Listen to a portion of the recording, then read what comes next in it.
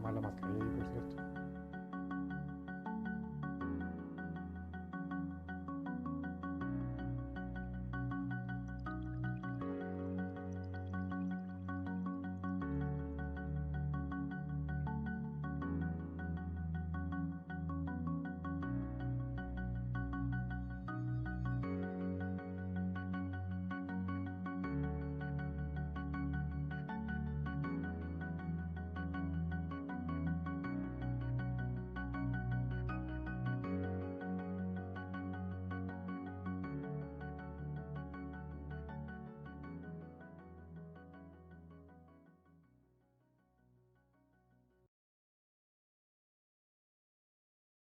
Buenas tardes, bienvenidos, buenas tardes, buenas noches a este espacio que nos permite compartir con ustedes Qualifarm. Soy Quique Godoy y hoy nuevamente estamos conversando, bromeamos que es la segunda temporada de Qualifarm Informa. Me acompaña nuevamente el doctor Ronnie Contreras, con él estuvimos conversando, si se recuerdan, hace unas semanas, hace un par de meses, con respecto al tema de la pandemia y el cómo pues, empezar a reabrir clínicas y poder reabrir atención a clientes, a pacientes. Ronnie es presidente de la Asociación Latinoamericana de Atención Prehospitalaria y del Centro de Formación y Capacitación en Urgencias, Desastres y Reanimación de la Universidad Galileo. Vamos a hablar de varios temas durante la charla de hoy. Les damos la bienvenida a todos. Nos pueden empezar a mandar preguntas, consultas específicas al chat que está aquí dentro del mismo sistema donde nos están acompañando para poder responderle las preguntas un poco más adelante. Y también varias de las gráficas que les vamos a enseñar hoy durante la presentación están disponibles, las pueden descargar en qualifarm.info/COVID. Qualifarm.info/COVID. Eso lo voy a repetir varias veces ahí durante el espacio y se los pusieron también en la gráfica. Ronnie, buenas tardes. Hola, qué gusto. Igualmente, qué gusto estar contigo aquí nuevamente. Vamos a hablar un poco, vamos a recordar en esta primera etapa algo de lo que hablamos justamente hace unos meses. Hablamos acerca de seguridad industrial, de lo que sería poder trabajar dentro de la clínica atendiendo pacientes. Así que recordémosle un poco a la gente qué medidas deben estar tomando en este momento, que todavía estamos no solo en medio de la pandemia, sino que potencialmente en lo que unos dicen un rebrote, otros que es un brote permanente, alargado que hemos tenido, pero hablemos un poco acerca de esto. ¿Qué medidas debemos tomar para poder atender pacientes en nuestras clínicas? Sí, nuevamente lo que platicábamos la vez anterior. Aquí se dan dos fenómenos, uno el parte del paciente y la otra de parte de lo que somos los médicos, ¿verdad? Algunos colegas todavía no han empezado a atender en sus clínicas, otros lo hacen por momentos muy específicos. Hay pacientes que todavía tienen ese miedo de poderse acercar al consultorio por la posibilidad de poder tener el contagio de otras personas. Las normas básicas que todos sabemos, ¿verdad? Que lo estamos utilizando en el ámbito nacional y en el ámbito internacional, que es la parte propiamente del uso de las mascarillas y el uso del distanciamiento, ¿verdad? Al menos 1,5 metros para evitar el problema de los flush, de las gotitas máximas. Si la persona tose, al hablar esto aumenta y obviamente al estornudar o sobre todo toser esto aumenta. Y la otra pues el lavado de manos. Yo creo que uno se va acostumbrando, uno va como que aprendiendo a vivir con ese proceso, ¿verdad? Antes de pronto decía uno no quiero tocar nada, después decía uno bueno puedo tocar algo contaminado, pero yo sé que después me tengo que ir a lavar las manos o a las manos. Entonces, ese proceso desde la entrada a nuestro consultorio, ¿verdad? Que debería haber una persona encargada de... Hablamos de medir la temperatura, ¿verdad? Que obviamente ese va a ser un semáforo, una alerta que nos va a ayudar a poder establecer que alguien de pronto puede descargar un proceso infeccioso. Lamentablemente, las personas asintomáticas, por un lado bueno, por otro malo. Por el lado bueno, pues que la gente no se complica, no se enferma. Por el lado malo, que la gente sigue asintomática y después de un 50-60%, se han visto estudios que hasta un 80% la gente es asintomática. Entonces, ¿qué implica esto? Implica que aunque entre yo tenga el virus y me mida la temperatura, no va a funcionar. Entonces, tenemos que tener todos los preparativos para evitar que el contagio se pueda dar, indiferentemente que esa persona tenga o no tenga un momento determinado positivo o sea una persona que esté únicamente llevando el virus, ¿verdad? Luego tenemos las partes propiamente, que es volvemos a lo mismo, el distanciamiento, ¿verdad? Tengo que tener escritorio donde estén mis asistentes, secretaria, enfermería, con un nivel donde une dos o tenemos que usar las caretas específicas para personal de salud. Hablemos de una KN95 como la que tenemos en la mesa, o hablemos de una N95 o una EPP2, dependiendo la nomenclatura, ¿verdad? Si es europea o si es estadounidense.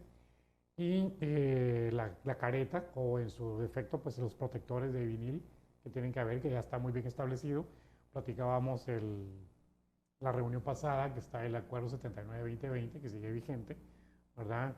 Hay un nuevo acuerdo ahí que aparentemente salió, pero más que todo más bien Reuniones. salió, pero más para reuniones, exactamente, 61-2020, si no me recuerdo mal el número, y ahí te especifica propiamente, dependiendo del número de personas, ¿verdad? Y los ámbitos, el riesgo que vamos a tener.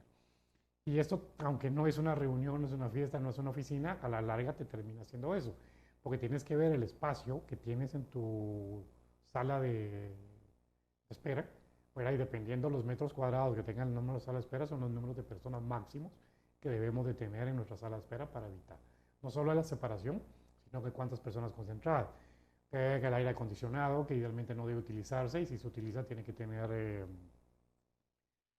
¿cómo se llama? Los filtros CEPA. Filtros, gracias, los filtros CEPA, ¿verdad? Y no un filtro CEPA cualquiera, hay filtros CEPA muy específicos para eso se puede revisar perfectamente en las diferentes tablas que hay, dependiendo de las necesidades del ámbito donde esté.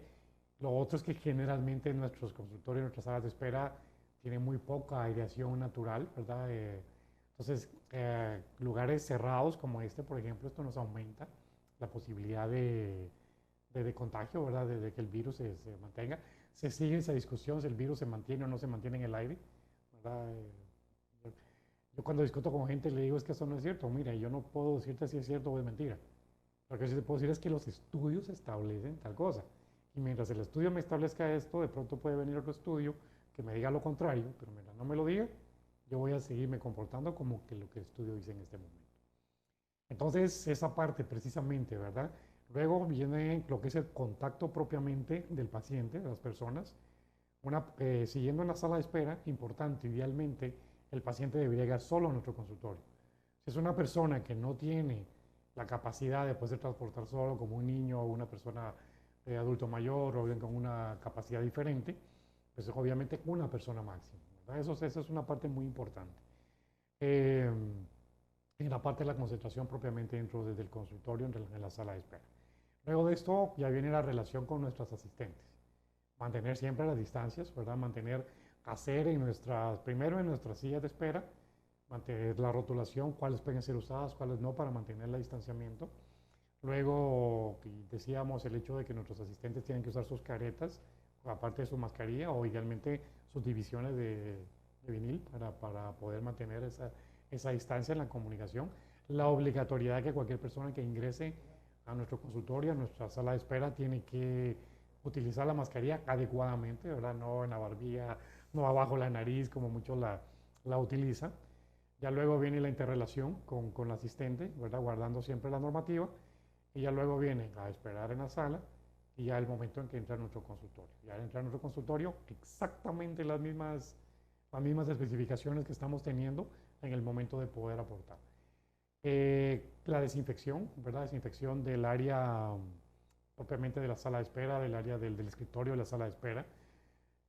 En promedio podemos decir que aproximadamente debería de estarse descontaminando como mínimo 2 veces al día, como mínimo, ¿verdad? Idealmente, pero si no, eso va a depender del movimiento, va a depender de la posibilidad de que alguien pudo haber contaminado, y todo ese tipo de relaciones en un momento determinado. Idealmente debería descontaminar mi clínica después de que un paciente abandona, ¿verdad? Para que el próximo paciente que llega pues tenga un lugar donde vamos a encontrar que este lugar está limpio, está desinfectado, para que eso sea las partes del proceso. Creo que es muy importante esa parte de, primero, respeto a las normas; segundo, esa parte de que debo de perder, no el miedo, la precaución, ¿verdad? Porque yo les digo algo bien importante. A veces me dicen, es que no seas miedoso. No, no, no. Especifiquemos bien lo que es tener miedo y lo que es tener una prevención. Guatemala somos un país que lamentablemente en nuestra cultura carece de prevención. Y no hacemos algo hasta que ya nos sucedió algo, ¿verdad? Entonces, una cosa es tener miedo, otra cosa es tener la prevención. mantener los procesos. Si uno habla de la parte de salud ocupacional, como decías, ¿verdad? O en la parte de riesgos, para ser más específico, uno habla de procesos estándares y procesos subestándares. ¿Verdad? El hecho de procesos estándares es que mantengo mi protocolo y respeto mi normativa. El proceso subestándar no respeto mi normativa, y ahí es donde me lleva a los accidentes. En el caso nuestro, sería a la parte propiamente de lo que es el contagio, ¿verdad? Luego, la parte personal. ¿Qué voy a utilizar para mis equipos de protección personal, a mi asistente, a mi enfermera, a mi persona? Lo básico, ¿verdad? Mi mascarilla. A la parte de salud, que estamos en contacto con personas que hoy sí que caras vemos, COVID no sabemos, ¿verdad? Entonces, tenemos que utilizarlos. Realmente estas no son mascarillas, estos son protectores respiratorios, ¿verdad? Que tienen un filtro. Aquí aprovecho porque a veces se desconoce, pues uno lo conoce porque es su campo, pero por ejemplo hay mascarillas que traen una ventanita y la gente cree, mucha gente cree que ese es un filtro. Y voy a comprar esta porque esta es más cara y esta es mejor, porque esta tiene filtro. Y eso no es cierto, es una válvula de exhalación. Entonces, ¿qué sucede? Si una persona está con una mascarilla común, es bien importante comprender que la mascarilla común protege a los demás de mi persona, como una mascarilla quirúrgica, ¿sí? Protege a la persona de mí, pero a mí no me protege de la persona. Si yo estoy con mi mascarilla, yo puedo sentir esa falsa sensación de seguridad porque tengo mi mascarilla puesta, pero no es cierto. Si la otra persona no la tiene puesta, me puede contagiar. Él sí se protege a mí, pero yo no. Por eso es que es importante, quienes trabajamos en salud, utilizar los protectores respiratorios, ¿verdad? Como la, reitero, KN95. Realmente hay dos nomenclaturas, la N95 que es estadounidense, la FFP2 para NPP, en este caso la 2 y la 3. N95, ¿por qué? Porque te da un 95% de protección respiratoria, ¿verdad? Y luego sale a batir la KN95 con los chinos y otras fábricas porque se empezó a quedarnos en el mercado sin mascarillas. Entonces, volviendo a ello, tenemos que usar mascarillas de protección, ¿verdad? Luego, de ser posible, nuestros goggles o nuestras caretas y nuestras batas. Realmente con nuestras batas normales, bien cerradas, sería suficiente, ¿verdad? La ventaja es que son manga larga, bueno, la bata común, hay unas cortas, pero manga larga, y esto es muy simple, me la quito y la cuelgo y yo no me voy a contaminar. Me contaminé porque la bata está contaminada, me limpio, ¿verdad? Esas son las cosas que uno tiene que ir aprendiendo. Uno tiene ese miedo. Un ejemplo es que yo antes le decía a la gente, bueno, idealmente uno no debe de saludar con contacto, pero yo le decía a la gente, salude con el codo, ¿verdad? Que la mano está, pero después analizar si te das cuenta, bueno, si los estudios son reales de que el virus se queda latente, que sea no vivo, ¿verdad? Porque no es un ser vivo, pero está latente en las superficies, y si yo do con el codo, mi codo cada cuánto me lo limpio. Y si yo el codo vengo y me voy a una mesa y lo coloco, voy a contaminar la mesa, ¿verdad? Cambio mi mano, te saludo de puño, primero esta parte no es con la que me toco y segundo, inmediatamente me voy a lavar. Entonces, estas situaciones con las que tenemos que ir aprendiendo, ¿verdad? A mí no me importa si el vaso está contaminado y lo voy a agarrar o la caja está contaminada. Porque el hecho de que entrar en contacto con ella, salvo que mi piel estuviera lastimada, no me va a contagiar. Pero si después de eso yo vengo, yo me desinfecto, yo me lavo, tranquilamente ya no hay problema en tocarme mi cara y mi mucosa, ¿verdad? Entonces, esas son las cosas que tenemos que ir viendo. Y luego viene la desinfección general, cuando ya las personas se van, ¿verdad? Ya cuando se queda solo el salón, dependiendo de lo que utilices, si usas el amono cuaternario, ya se dio una excelente plática la vez pasada por la ingeniera sobre el tema, o las candelas ultravioleta, ¿verdad? Se sigue todavía en discusión si son útiles o no son útiles, ¿verdad? Todavía en teoría sí, pero todavía los estudios no están muy complacidos, pero bueno, tienes que dejarla por lo menos media hora, 45 minutos, idealmente una hora en tus ambientes para poder desinfectar. Hay una gama realmente de productos que puedes utilizar, tantos tecnológicos como del tipo de químico o de situación, ¿verdad? Los mismos aerosoles. Tienes que saber que si vas a desinfectar con aerosol, primero tienes que limpiar la superficie, luego echar el aerosol. Si lo vas a dejar en un ambiente cerrado, lo echas y luego cierras para que realmente él haga su efecto que tiene que hacer.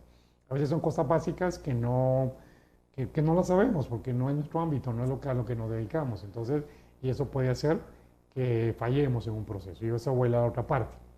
Tal vez para finalizar esa parte. Si uso equipos de protección personal, tengo que saberlos utilizar, ¿verdad?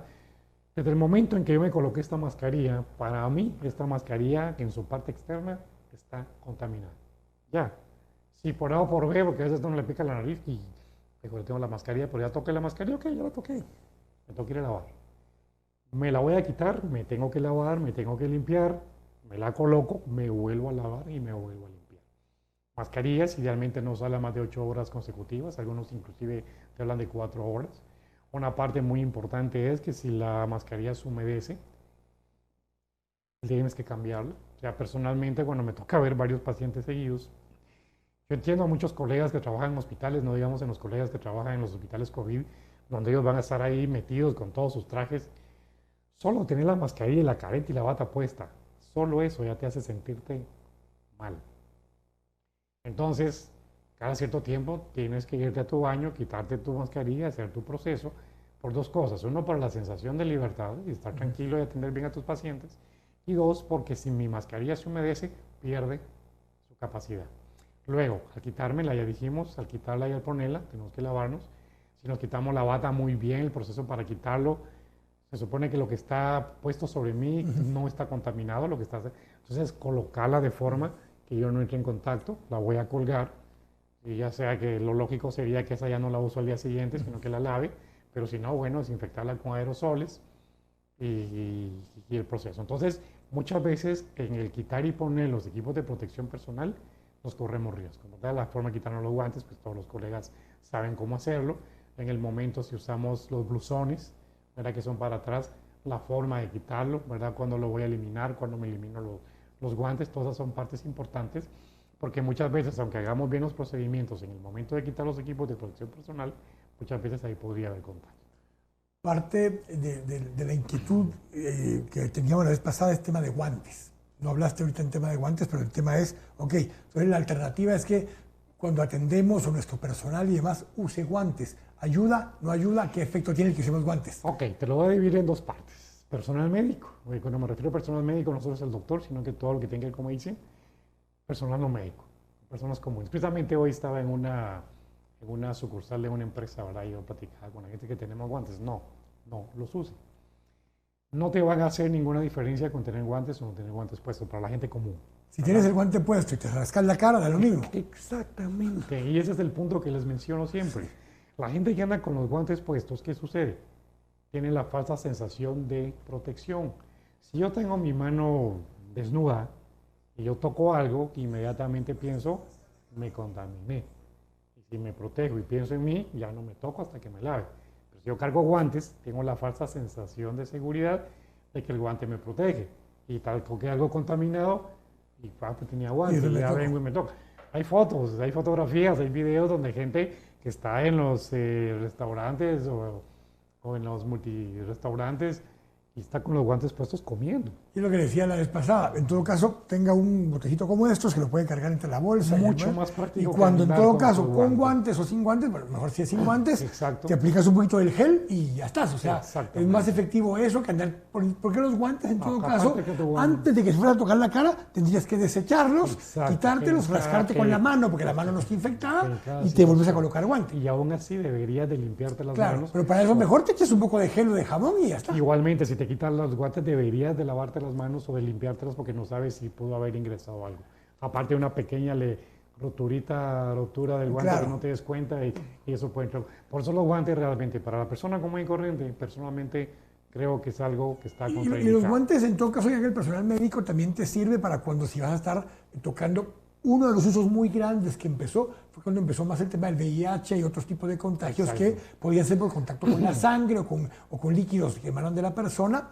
Y esa era parte de la razón, porque en todo caso no filtraba, no te entraba por medio de los guantes cualquier contacto de ese tipo. Y nos da la falsa sensación que usándolos ya nuestras manos no se van a infectar. Y es probable. Pero lo que te va a infectar es con el guante cuando te rascaste. ¿Ya para qué? Salvo que vas a realizar una actividad consecutiva de persona común y que sabes que te vas a contaminar y te es más práctico al terminarla desechar los guantes y lavarte porque sabes que la contaminación va a ser. La otra pregunta es que si ustedes nos ven en este momento, no estamos hablándonos de frente, o sea, no estamos uno frente al otro, porque lo que más contagia en todo caso es cabalmente la saliva, cuando estamos hablando. Entonces, el 80-90% del contagio es por ahí. Lo de estar tocando cosas, yo puedo tocar esta mesa, Pero si inmediatamente antes de tocarme la cara me echo gel, no pasó nada. Pero si estamos hablando así, muy gel, muy todo, pero ahí sí nos podemos contagiar porque te pueden entrar por los ojos, nariz y boca. Cualquier mucosa, exactamente, cualquier mucosa, ¿verdad? Entonces son los últimos dos temas. O sea, el tema es evitar tiempos prolongados de contacto, así como estamos, solo que estuviéramos de frente, sin máscaras. Y dos, el evitar estar tocando superficies y si las tocaste, te desinfectas con el alcohol o el gel o jabón. Exactamente. Y el uso de la mascarilla que nos sirve de protector para evitar los Ahora, el tema que hablamos la vez pasada, y solo para cerrar este tema, es que el tema no tiene que ver con restricciones. Ojo, ahí está el sistema de alertas. Si usted está en el área metropolitana de Guatemala, municipio de Guatemala está en naranja, pero Santa Catarina y San José Pinula, por ejemplo, están en rojo. Y San Miguel Petapa está en rojo. Entonces, ¿qué es lo que sucede con esos municipios que están en rojo?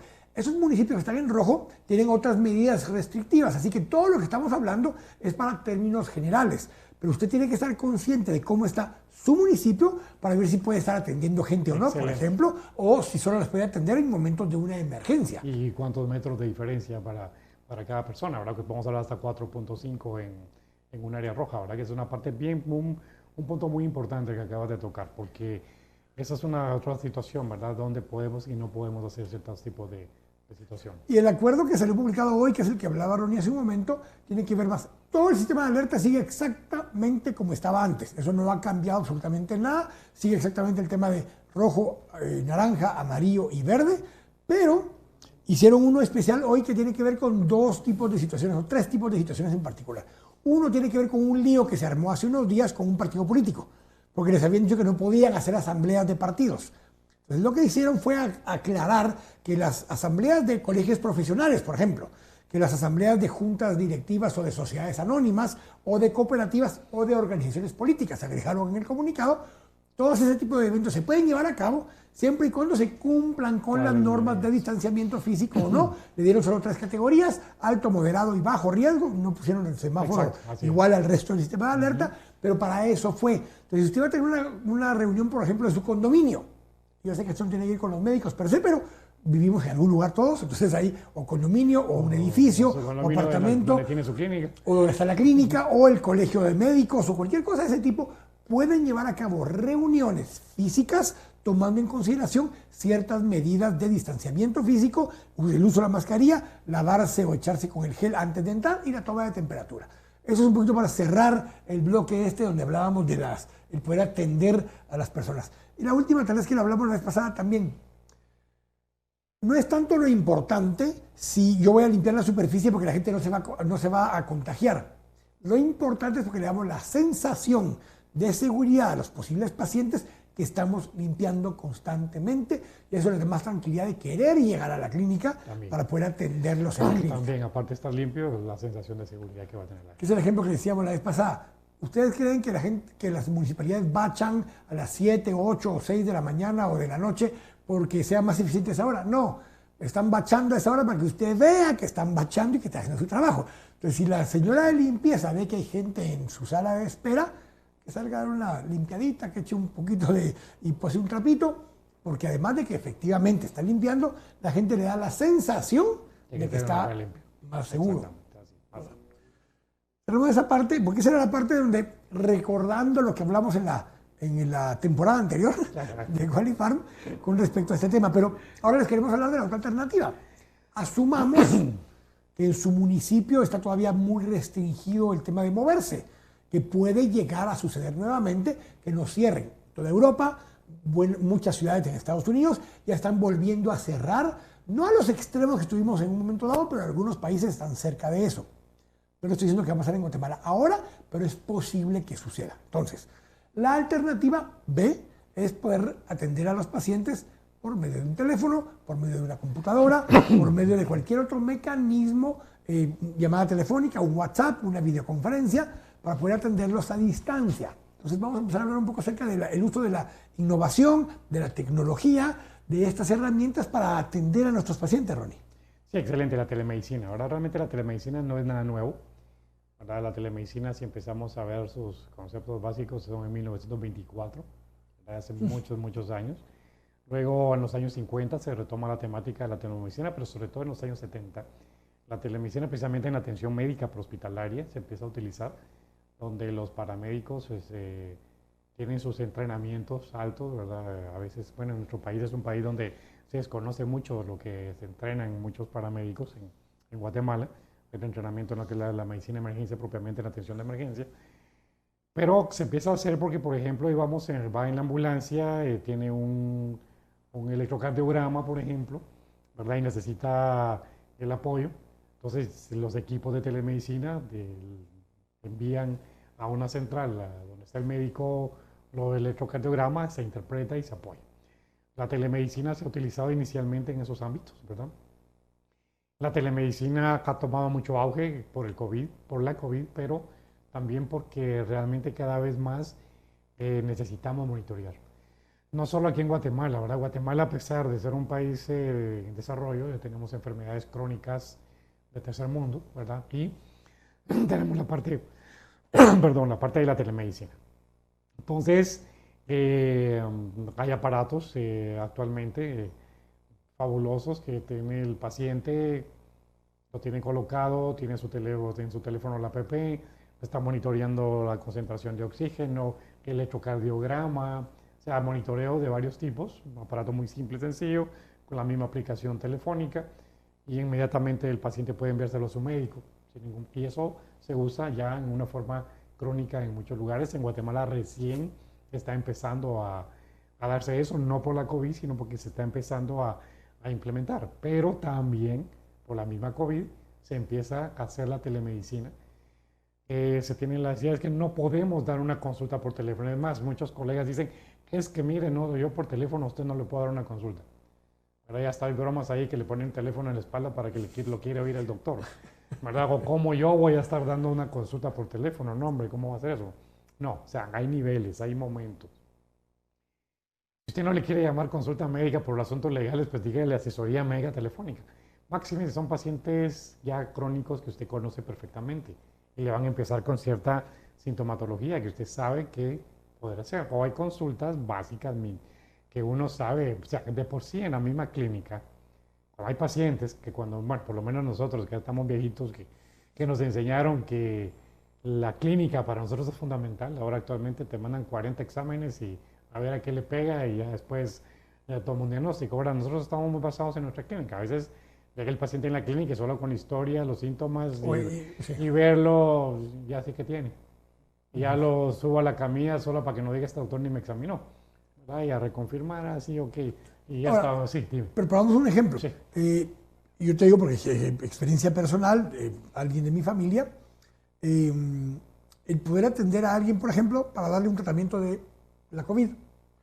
Si ya le confirmaron que tiene la prueba positiva y lo que necesita es un acompañamiento con un tratamiento para poder establecer si puede tomar algunas cosas para aliviar las molestias, porque no hay ninguna medicina per se que te cure, per se, sino que es para poder tener el tratamiento, que si le vas a dar remdesivir o que cualquiera de las cosas estas, y que si la ivermectina, lo que sea que le va a dar cada uno, tienes ya un protocolo que esté acostumbrado y que el doctor lo sabe, ya sabes que tiene esto. Entonces hay 3, 4 factores, se puede tomar con su oxímetro en todo caso, puede tomarse la temperatura, podemos determinar si tiene problemas para respirar, son 3, 4 cosas por el estilo que lo puedes hacer por vía telefónica y le das un acompañamiento. Hay protocolos y protocolos nuevos y protocolos anteriores de los niveles de dificultad respiratoria para uno. Hay una tabla específica donde uno va viendo y esto lo especifica. De por sí hay varios estudios. Te puedo mencionar actualmente uno que me pareció interesante que sale en la revista Servier que se hace en abril de este año, cuando empieza la pandemia, en España, ¿verdad? En Lugo, en los hospitales de Lugo. No es un estudio muy grande, pero estamos hablando de 700 y el resto de pacientes. ¿Qué hacen eso? Lo mismo, vienen, estratifican, ¿verdad? El nivel de riesgo, dependiendo de los síntomas, ¿verdad? Si es un síntoma bajo, mediano o alto. Y para hacer telemedicina. Que tiene que ver con precondiciones, tiene que ver con edad. Exactamente, todo lo puedes meter ahí los parámetros que vas a analizar. Entonces, de los 758, voy a poner un número redondo, o sea, 750 y algo, 435 se van a telemedicina. De ese 435, solo el 8% tuvo que luego ir a consulta presencial. ¿Verdad? Entonces, ¿qué quiere decir eso? Están demostrando, y hay varios estudios más, que están demostrando de que sí puedes hacer telemedicina. Te voy a poner un ejemplo personal. En la parte de salud ocupacional, varias empresas que le llevó el proceso de sus empleados. Correcto. ¿Verdad? Entonces, bueno, doctor, fulano de tal, comuníquese con él. Perfecto. ¿Qué sintomatología tiene? Partamos del hecho de que ya es una persona confirmada con COVID, tiene una prueba. No, Ok. empieza con Esa síntomas, empieza con sintomatología clínica. Ok. Entonces, ¿cuál es el problema actual? Y lo platicábamos en la reunión anterior. Lamentablemente tenemos en este momento 6 condiciones clínicas diferentes. Ya no es como antes decía, donde decía si es catarro tal cosa, si es gripe tal, si es COVID, no, eso no es cierto. Hay 6 cuadros diferentes, y si no es que ya hay más que nos puede dar el COVID, inclusive puede empezarte con problemas gastrointestinales. Entonces nosotros con las empresas hay unas que son más estrictas, otras menos, tenemos protocolos rígidos. Paciente que empieza con sintomatología respiratoria, inmediatamente pasa al protocolo, se analiza sintomatología, bueno, ese hay que mandarlo, mira, yo no creo que sea, más me orienta a tal cosa, pero por protocolo lo voy a mandar a observación 72 horas y vamos a ver su evolución, ¿verdad? Y me toca, te diría, por ejemplo, una empresa, por poner un ejemplo de una empresa, que los primeros casos fueron en el primer mes 40 no casos de COVID, sino que con sintomatología. De esos 2, los tuvimos que mandar al hospital. Pero con el tiempo suficiente y sin complicación. ¿Por qué? Correcto. Porque el monitoreo fue un monitoreo constante. Pacientes que 1 vez al día, pacientes que 2 veces al día, pacientes que 3 veces al día. Poniendo esos parámetros. El primer parámetro fundamental, ya lo mencionabas, oxímetro de pulso. Si no tiene oxímetro, vuelva a lo mismo, pero estos somos médicos, clínica. No voy a depender de un aparato. Si no tengo el aparato, yo cargo mi oxímetro acá, ¿verdad? Pero si no lo tengo, mi clínica, ¿verdad? Veo cómo está el patrón respiratorio, qué me dice el paciente, qué me comenta el paciente, y con eso puedo estadificar qué está el paciente. Teniendo un poco la tecnología, puede ser por medio de un WhatsApp, puede ser por un mecanismo así de las casas. Estamos hablando de telemedicina, porque ahí generalmente yo los contacto. WhatsApp me refiero a WhatsApp con video, ¿verdad? No, inclusive por WhatsApp escrito. Y prefiero hacerlo por WhatsApp porque queda constancia de lo que hemos platicado, ¿verdad? Entonces, solo te iba a comentar esto. Con ese seguimiento y con protocolos bien establecidos, al mes siguiente disminuimos en un 70% los casos de pacientes que fueron. Y al día de hoy, de tal vez 50 del primer mes que pasaron que no estoy diciendo que fueran COVID positivos, insisto, pero que sí pasaron al protocolo, actualmente, en lo que va del mes, llevamos que 6, 7 personas en ese ejemplo. Entonces, funciona. Definitivamente funciona. 1, tienes que saber hacerlo. 2, obviamente los conocimientos para poder hacerlo. 3, la confianza para poder hacerlo. Y la relación que tiene que ver con tu paciente para poder hacerlo. Pues hay una última, porque si sos un doctor, sos un médico y estás dando un servicio, lo tienes que cobrar. Entonces, ¿cómo logramos que se haga el círculo? Porque una cosa es que la tecnología nos facilite atenderte por teléfono y que sí, que mira, que te vi, que tomate una aspirina, que va. ¿Cómo cobramos? Ese es otro punto importante. Muy bien. Habrá colegas que de pronto me llaman por teléfono o me hablan por WhatsApp, les resuelvo y no les cobro. Es mi decisión personal. Hay colegas que no, ¿verdad? No, aquí si me preguntan, yo cobro. Cada quien tiene su forma de ser y su forma de pensar. Inclusive hubo personas donde me llamaban y mire doctor, deme el seguimiento por favor, dígame cuánto le deposito y por favor quiero que me evalúe y me dé seguimiento hasta que se me quiten los síntomas. Ok, perfecto, entonces esta es mi cuenta, deposíteme tanto. Y yo le voy a dar el tratamiento que le voy a decir qué tiene que tomar, qué tiene que hacer según lo que yo uso en mis protocolos y yo le voy a dar seguimiento. En un momento determinado yo le voy a hacer saber a usted si necesito una nueva consulta presencial o si es necesario que usted vaya a un hospital. Siempre guardando mi ética. Ahora no lo voy a hacer llegar a mi consultorio solo por cobrarle más o llevarlo al hospital, hospitalizarlo. Indicación del ingreso dice necesidad de pagar a cuenta del doctor. No, o sea, esa ética que todos los médicos debemos de tener sobre esa base en un momento determinado. Entonces, siempre usted le dice a su paciente, inclusive hay colegas, ¿verdad? Yo veía ahí un colega que me parece fabuloso, uno de los tal vez que más jóvenes que han venido neumólogos a Guatemala, excelente, muy bueno él, y ya ponía en su WhatsApp, bueno, si usted quiere consulta médica por telemedicina, por WhatsApp, si usted quiere videoconferencia, si usted quiere presencial, ¿verdad? Costos, deposita en tal lado. Porque aquí otra vez un poco el tema. En muchos casos, el ideal, incluso por ética médica y demás, muchos me dicen, mira, es que yo si no lo puedo ver de frente y no hago una visita clínica, no lo puedo atender. Entonces, pero hay personas que no van a querer ir a la clínica y no van a ser atendidas y va vamos a ser peor que se me complique. Exacto. Entonces, Bueno, para el paciente, para el doctor no. pero la pregunta justamente era en eso. Dos preguntas me hacen acá ya basado en esto. Uno es, hemos hablado, el ejemplo que pusimos ahora fue mucho tema de que la persona tiene COVID.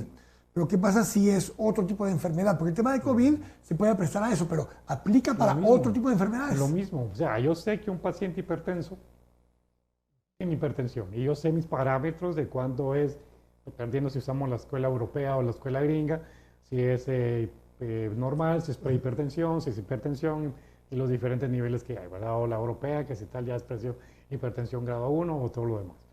Si el paciente me está diciendo, mire doctor, yo tengo un poquito de dolor de cabeza, yo sé que es hipertenso, tengo un poquito de dolor de cabeza, me siento un poquito...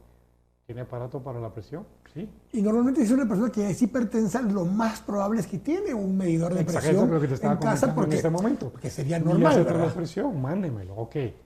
¿Cuánto tiene su presión? Ok, la tiene 130. Tómale la foto al aparatito. Sí, 130-85. Bueno, está dentro del perímetro todavía aceptable o dentro de lo normal, normal alto. La sintomatología no es una sintomatología que a mí, en la parte de emergencia, me vaya a asustar, ¿verdad? Entonces, ¿qué le puedo decir? Bueno, hágame un favor, sigamos el proceso, por favor. Y si normalmente es un paciente que ya estabas atendiendo por otra razón, sabes qué medicamento está tomando, ya lo conoces. Sobre todo, con mayor razón, ya lo conoces, ¿verdad? Entonces, bueno, llámeme en una hora.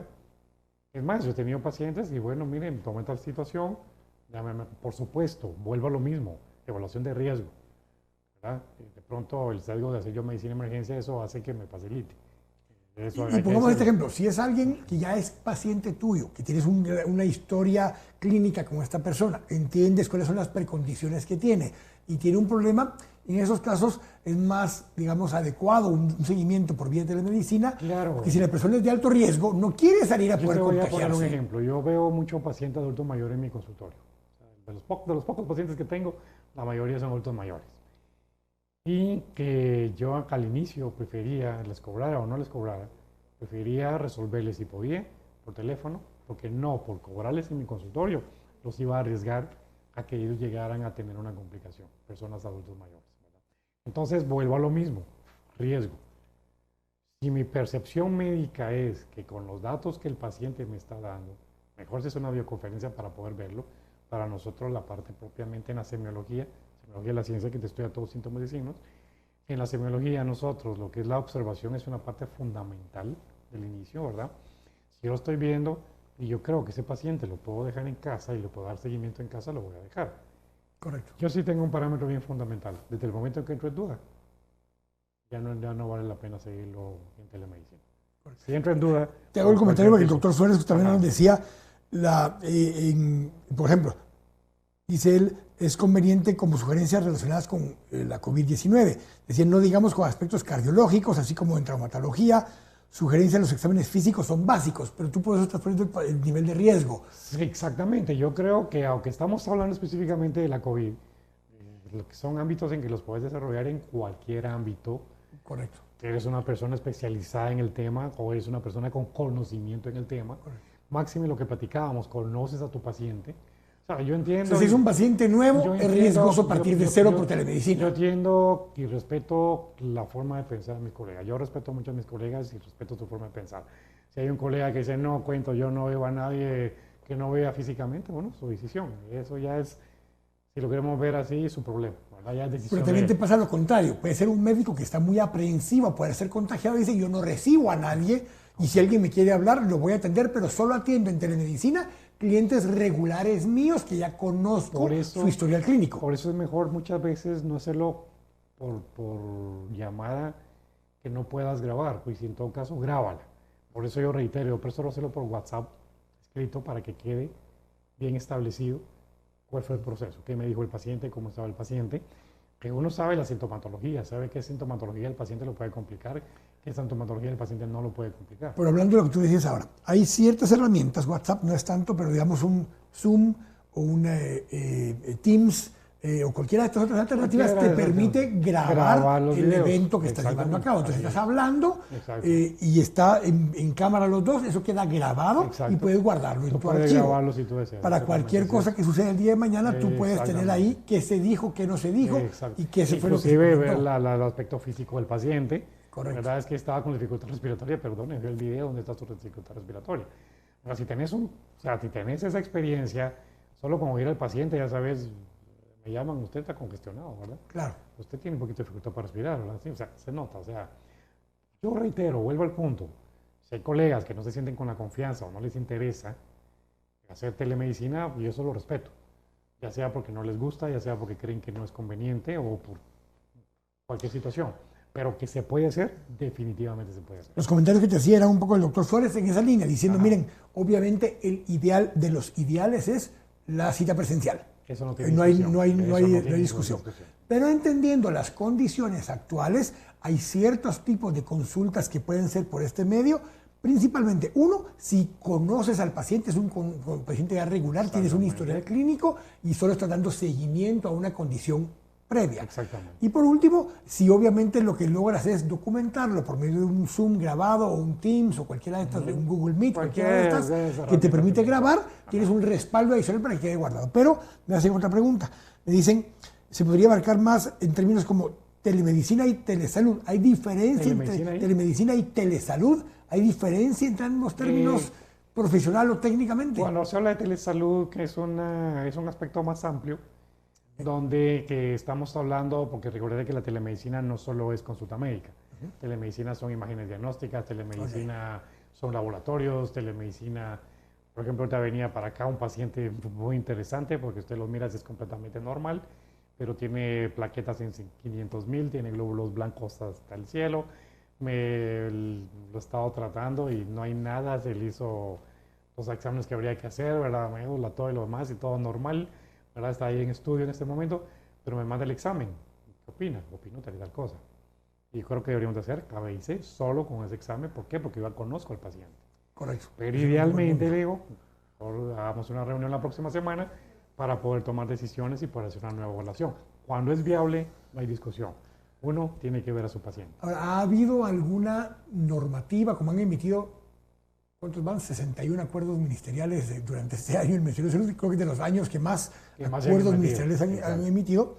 ¿Hay alguno que regule, norme o condicione el tema de telesalud o telemedicina? No, no hay ninguno que yo conozca personalmente, no. Y en esta etapa de la COVID, cero, definitivamente. No, no existe. Y que yo recuerde en el Ministerio de Salud previamente, tampoco recuerdo haber visto ningún acuerdo ministerial. Una cosa hablábamos, lo que es facilitarle a dos personas. Al paciente, porque puede ser una persona de alto riesgo y que decirle forzosamente tiene que ir a mi clínica o tiene que ir al hospital, son de los lugares de más alto contagio. No, es que ese es el punto al que iba precisamente. O sea, aquí tenemos que ver tres aristas. Uno, a mí no me interesa dar telemedicina, por A o por B o por C. No, eso no lo vamos a discutir. Yo reitero, respeto el punto de vista de cada colega. Pero ¿qué sucede si un paciente viene y no quiere llegar a mi consultorio, no quiere ir al hospital? Tiene temor de riesgo. ¿Lo voy a dejar ahí? ¿Lo voy a abandonar? Yo personalmente no lo abandonaría. Prefiero jugármela, eso sí, le hago la aclaración de que yo necesito verlo físicamente. Pero que tomando en cuenta la situación y que él no quiere llegar, vamos a darle un seguimiento por vía de... Y hay dos opciones. Una es la telemedicina. La otra, usted está tan consciente de esto y no quiere poner en riesgo a esa persona, lo puedo visitar. Claro, pero muchos colegas en nuestro país... Yo estoy claro, pero te digo, pero si ese es tu afán... No es Claro. les gusta, es más fácil, mire. Lo que pasa es que llega un nivel en que al médico le es más fácil, lléveme al hospital tal. Ni siquiera a mi clínica, llévemelo al hospital tal, ahí lo voy a ir a ver. Pero a eso me refiero, incluso el hospital es de mucho más alto riesgo todavía que la clínica donde estabas llevándolo. Definitivamente. Porque, y no solo por COVID, por cualquier otra enfermedad, cualquier evento, el lugar de más alto riesgo de contagio de cualquier enfermedad, normalmente es un hospital, por mucho que trapean, limpian, echan aerosoles, todo lo que tú quieras, es un ambiente más riesgoso. Definitivamente, y no solo de la COVID, de muchas cualquier cosas cosa. nada más, ¿verdad? Algo así como cuando hospitaliza a un paciente. Se le va a dar egreso cuando tengo que darle egreso, porque entre más tiempo lo tengo en el hospital, más viabilidad de una enfermedad nosocomía le va a saber adquirir en el hospital.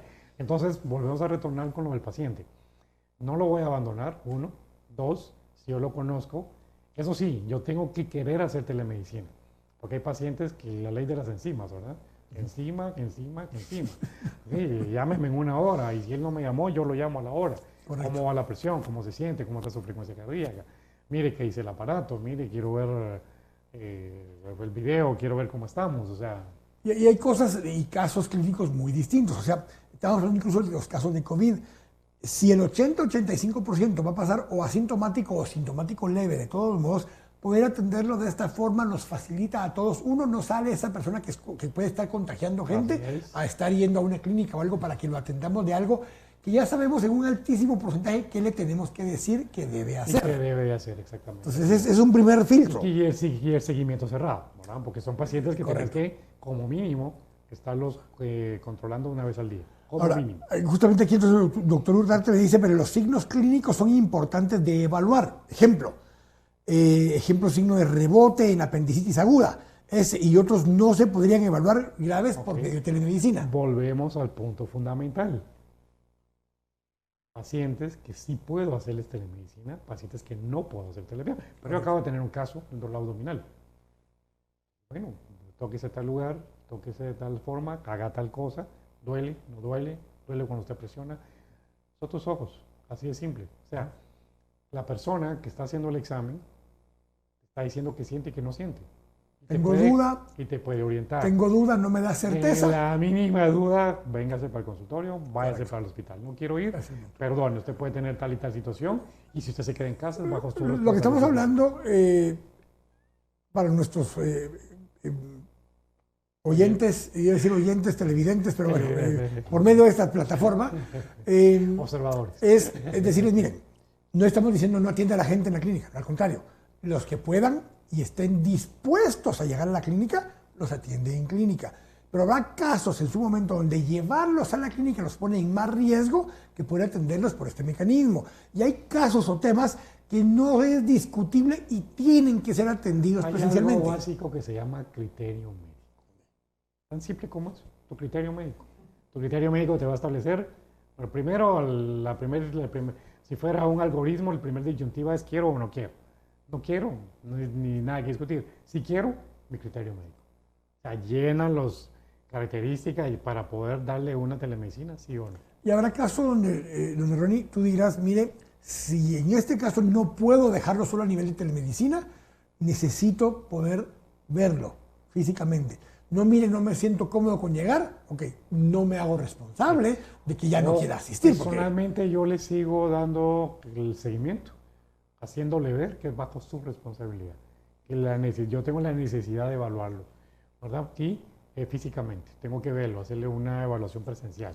Y ya le hago ver, porque tampoco lo voy a abandonar, ¿verdad? Si él tiene un problema. Por supuesto. Entonces le hago ver y que quede bien claro y que quede... Pero aquí te vuelvo a decir, depende de cada uno, no estamos diciendo que tiene que ser así. Tú puedes decir en ese caso, decir, ok, mire, ¿sabe qué? Hoy cuando ya salga de clínica, cuando tal cosa, paso 7, 8 de la noche a verlo. Claro. No es que sea obligatorio, pero quienes hacemos, dependiendo del área, hacemos todavía visita puedes hacer todavía visita domiciliar, porque estas épocas se prestaron para eso.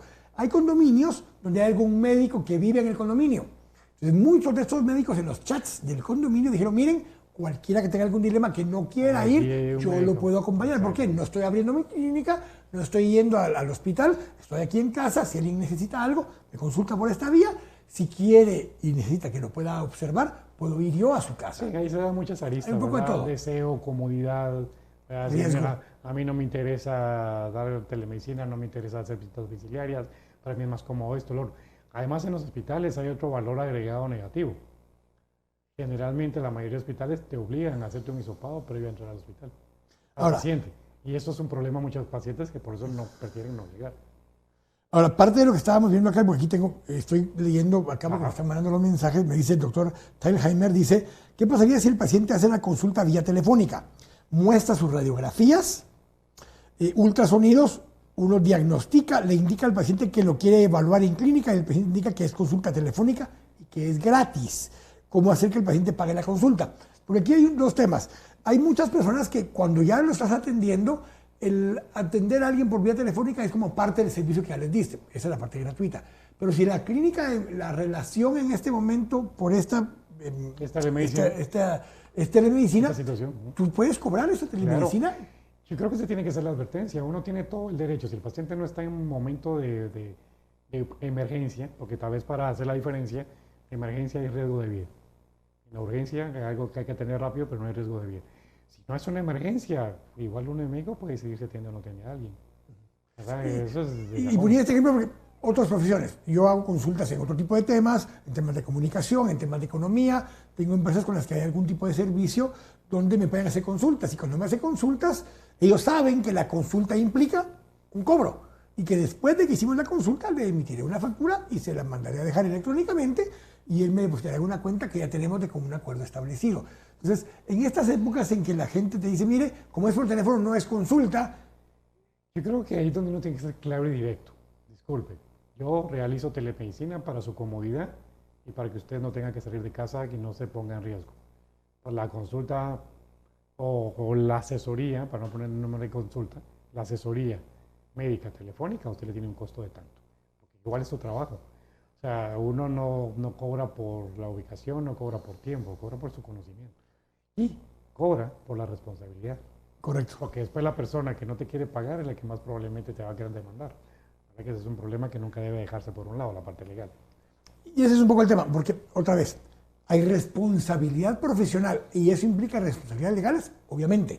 Sea por teléfono que hayamos atendido, por un mecanismo de Zoom o en clínica, igual hay algún nivel de responsabilidad en nuestro trabajo. Efectivamente, igual no hacerlo también implica responsabilidad. Correcto. Es un Ahora, dilema. todo esto no tiene respuestas cerradas, sino que hay muchos temas que tienen que ir tal vez en 3 criterios. El primero es el criterio personal del médico. Puede no sentirse cómodo haciendo ningún tipo de telemedicina ni por teléfono. Y telemedicina, digamos, claro, telemedicina quiere poder decir por una computadora, para que estemos viéndonos, puede ser por un teléfono, puede ser una llamada telefónica. Puede ser que un médico no se sienta cómodo atendiendo de esta manera y simplemente avisa, yo no atiendo por esa manera, punto. Telemedicina es medicina a distancia, ¿verdad? No me interesa hacer medicina a distancia. Okay. Esa es una. La segunda es, mi paciente me puede decir, yo no me siento cómodo porque estoy en mi tienda solo por teléfono y me cobre igual como que si me lleva a la clínica. Es una opción del paciente. De decir, okay, entonces no se lo puedo atender. No se lo puedo atender. Y busque a alguien más que lo pueda atender, lo lamento mucho. Todo su derecho también. Y la tercera es cuando la persona la pondríamos en riesgo de que vaya a un hospital o a otro lugar, donde ya dependerá de nosotros la opción de que si no es telemedicina, puede ser que la alternativa sea que yo llegue a la casa o a algún otro mecanismo. Yo te pongo el ejemplo, ¿verdad? Ejemplos reales, ¿verdad? Adulto mayor, hipertenso, con insuficiencia cardíaca, en el momento que lo conocí completamente descompensado y luego se logra compensar y el paciente ya con una vida normal. Pero súbitamente viene y me dice, me siento bien, pero dice que mi presión está, tanto, pongamos datos reales, mi presión está en 140/90. ¿Se siente? Bien, normal, no tengo ningún problema.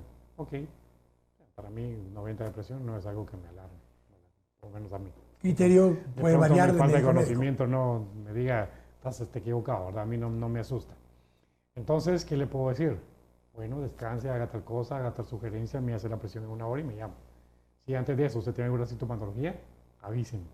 ¿Ya? Entonces, le estoy dando opciones a la persona. ¿Por qué? Porque va a ser más riesgo que este adulto mayor, máximo cuando está en este momento más álgido de la COVID, que este adulto mayor salga y vaya al consultorio a que la presión que tiene en ese momento. Ahora, si el paciente me dice, mire, me siento mareado, me duele la cabeza, tengo 160, 110, véngase.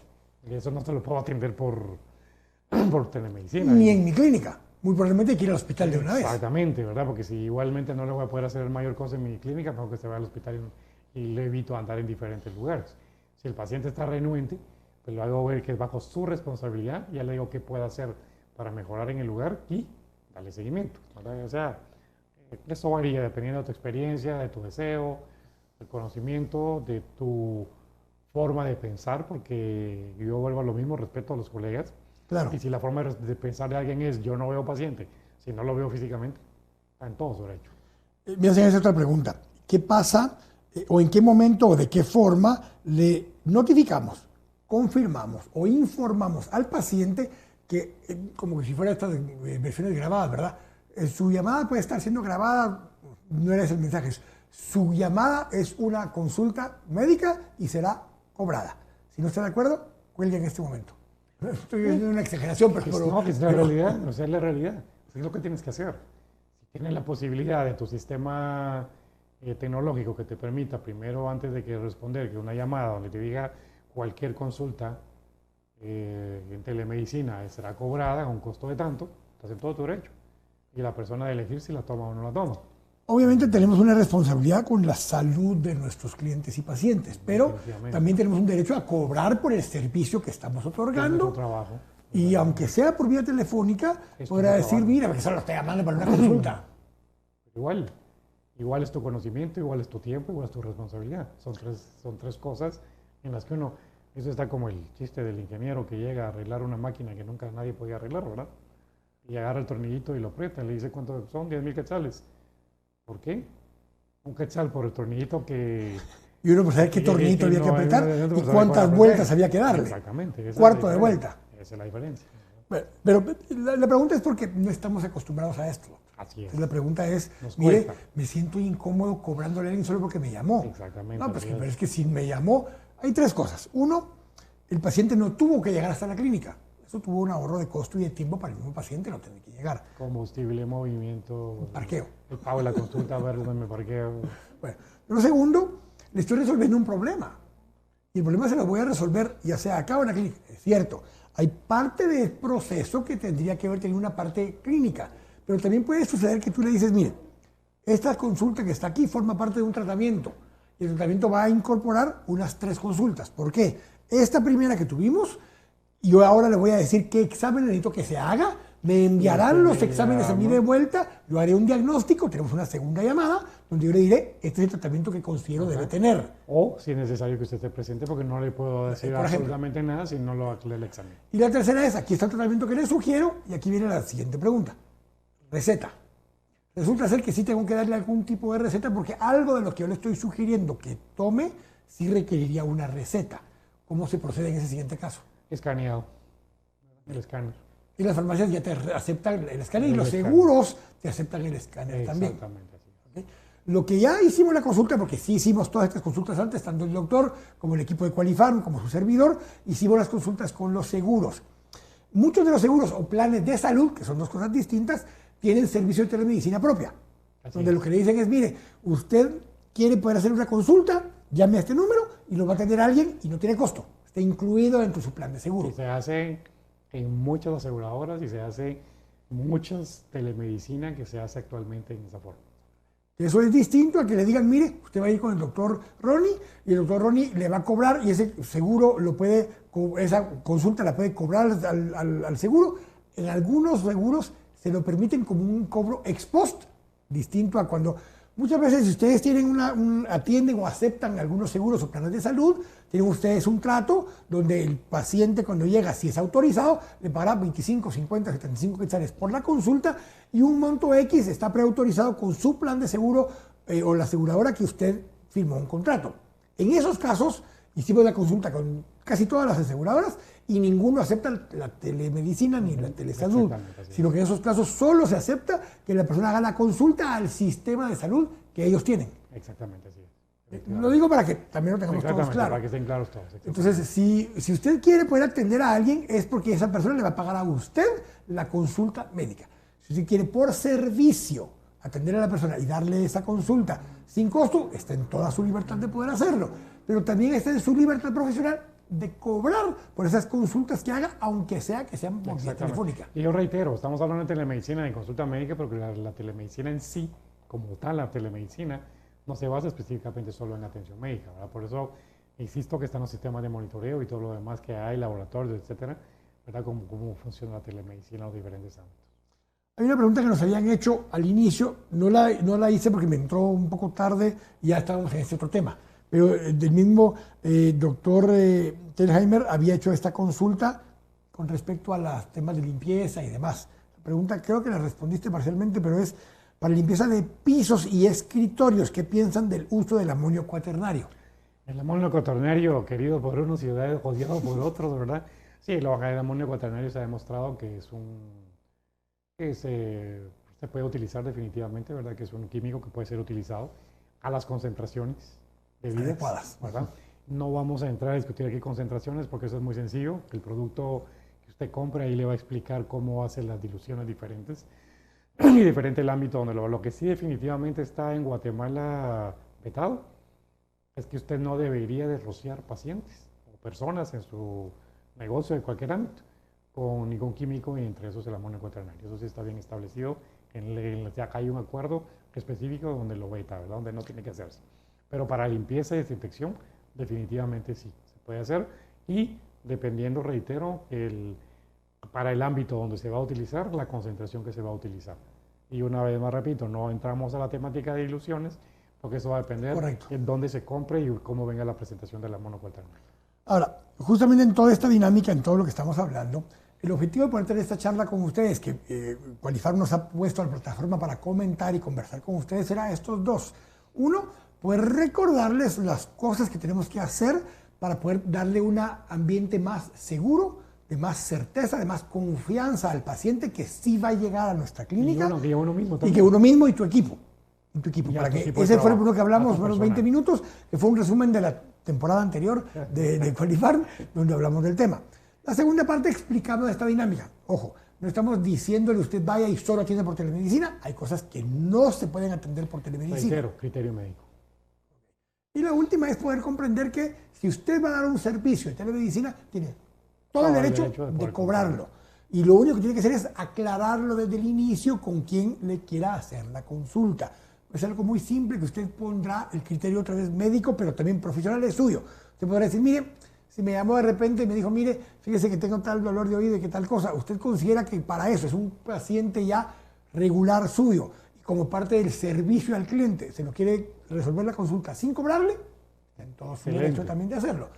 Pero también es una persona que lo llama periódicamente y le dice, mire, fíjese que entonces como no podemos ir a la clínica tal cosa, usted puede establecer ciertas normas y le puede decir a sus pacientes, miren, si usted no se siente cómodo con asistir a mi clínica, porque tiene riesgo, entonces puede hacerlo por vía telefónica y habrá una tarifa de, voy a inventar el número, 50 quetzales para una consulta de media hora para resolver algunas dudas. Ya usted pone los parámetros que quiera utilizar. Hay colegas que en su WhatsApp usted viene y les escribe automáticamente. El mensaje de, si usted desea consulta en clínica, tal y tal horario, tal costo.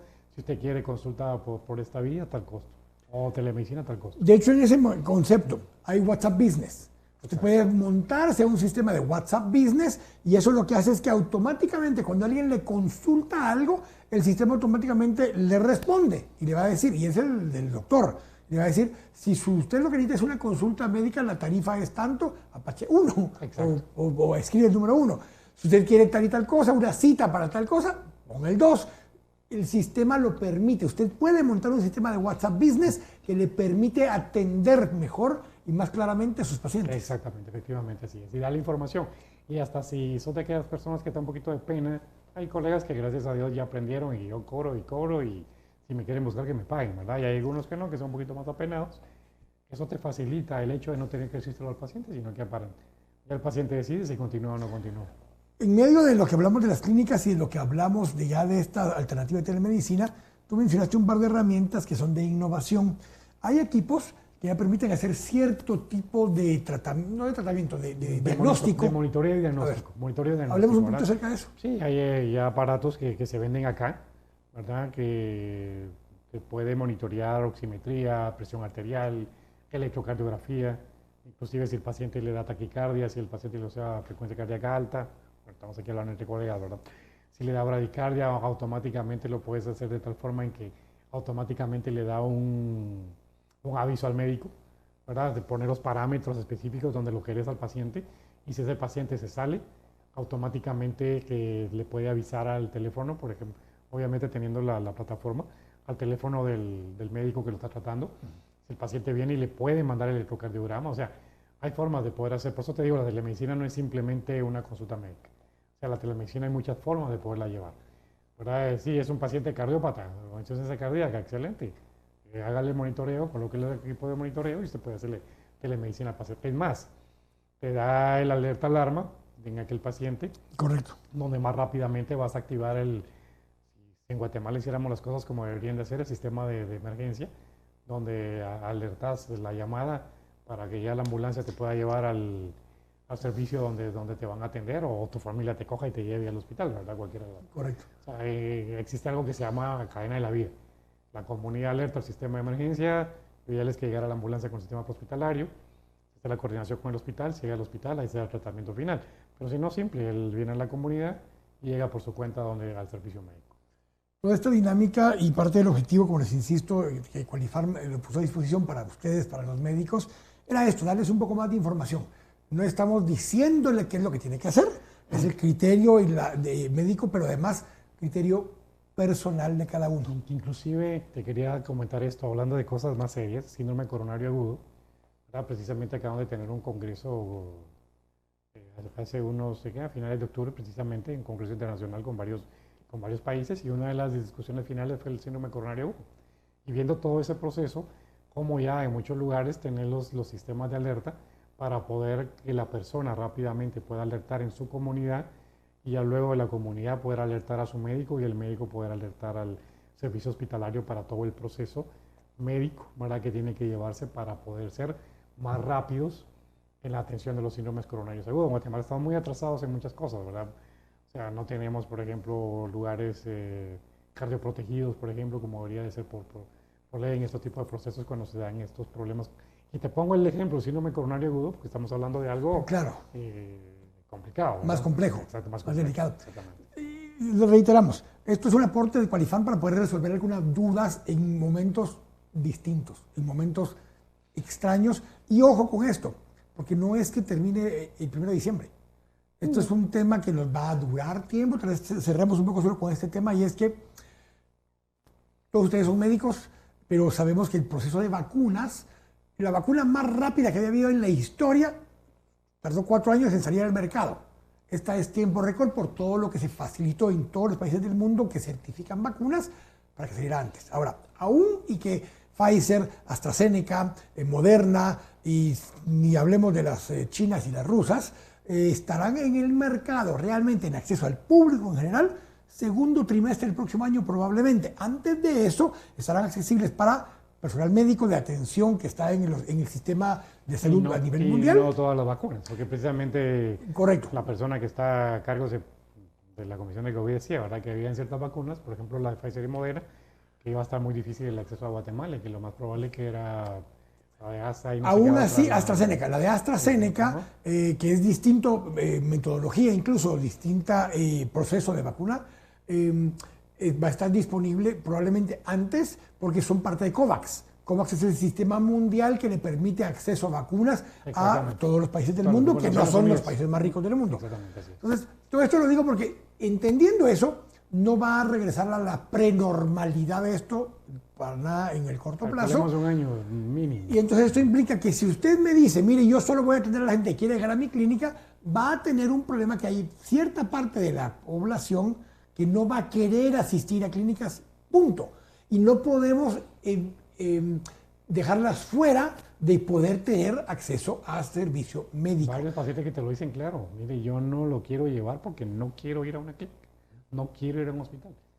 Y eso es no solo esa persona, es probable que te esté hablando de su papá, de su mamá, sí, de un paciente que tiene riesgos. Te va a decir, yo no le voy a llevar al paciente, que no lo voy a sacar a la calle, no quiero que se arriesgue. Entonces, hay dos opciones, bueno, hay 3 opciones. O no lo atiende nadie, porque nadie lo va a atender, o lo atendemos por telemedicina hasta donde se pueda, o hace visita médica a la casa. Son las únicas 3 alternativas para ese paciente poder tener alguna solución. Exactamente, así es.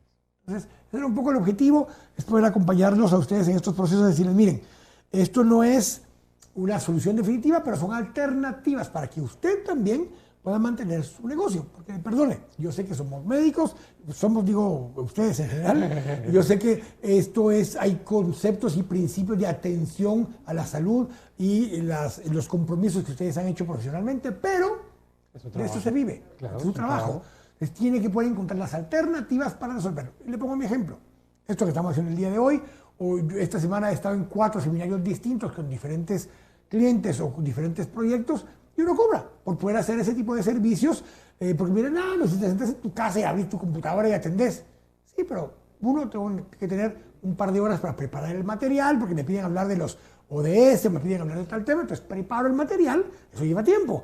El tiempo que estaré en línea, más que después tengo un tiempo para estar atendiendo respuestas posteriormente. Todas esas cosas tienen un tiempo que yo tengo invirtiendo, y ese tiempo tiene un valor, y yo tengo el derecho de cobrar ese tiempo a los clientes. Entonces, esta es parte de esa dinámica, es el nuevo normal del que tanto se habla, es cómo podemos seguir operando. Si esto hubiera durado 2 o 3 semanas, pues todo el mundo ve cómo deja de cobrar por 2 o 3 semanas y atendés una consulta sin cobrar y ya está.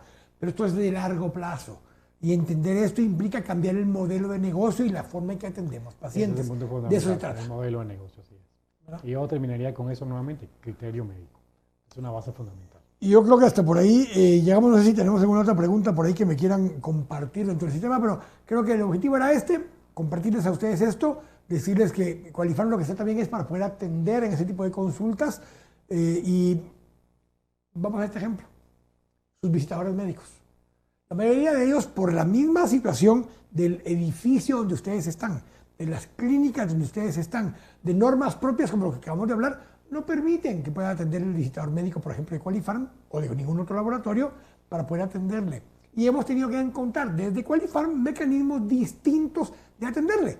Por esta vía, por aparatitos, estamos trabajando en una propuesta de poder llevarle una plataforma, un software, una aplicación que usted pueda atender de alguna forma al paciente, proveyéndoles alguna herramienta, pero además que usted pueda atender a la misma gente de Qualifarm en este tipo de temas. Entonces estamos todos buscando formas distintas de mantener el modelo de negocio andando con tecnología, con innovación y siempre tratando de mantener la atención al cliente, al paciente y en este caso a ustedes, los médicos, por medio de Qualifarm. Así que, Ronnie, muchísimas gracias nuevamente. Gracias, Kike, Nos vemos en la próxima temporada. Dios primero. Nos vemos en la próxima temporada. Tendremos música de fondo, tú iremos metiendo un poco más de tecnología. Aquí a todo el equipo le vamos a pedir que le ponga musiquita de fondo, pero la única musiquita, le ponga más emoción. La única musiquita que no oímos hoy, porque hubo conferencias de prensa del presidente y el vicepresidente, fue la marimba, que era lo que nos decía que había golpe de Estado. No hubo golpe de Estado, pero solo le voy a dejar aquí por si están aquí atendiéndonos a nosotros y no puso atención. Vicepresidente le propuso al presidente que renuncien los dos.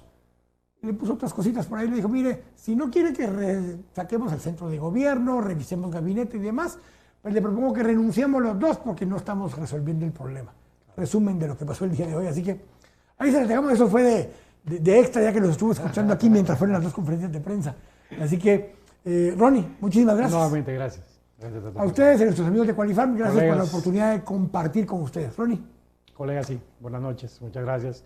Realmente la idea era el objetivo de poder orientar en la forma, yo reitero, se respeta a los colegas, se respeta el criterio médico, se respeta la forma de pensar, porque de pronto ni siquiera es criterio médico, sino que ya su forma de ser y su forma de pensar. Pero si deciden una telemedicina en algún momento determinado en sus diferentes ámbitos, hay algo que no puede dejar de tener, que se llama criterio médico. Y sobre la base de nuestro criterio médico, sobre la base que tomamos las decisiones que hago o que no hago con mi paciente en un momento determinado. Les agradecemos estar con nosotros, gracias a Qualifarm, gracias a Kike por la invitación, por estar acá y después primero nos seguimos viendo en la siguiente temporada. Gracias a todos por habernos acompañado una vez más. Dios los bendiga y muchas gracias.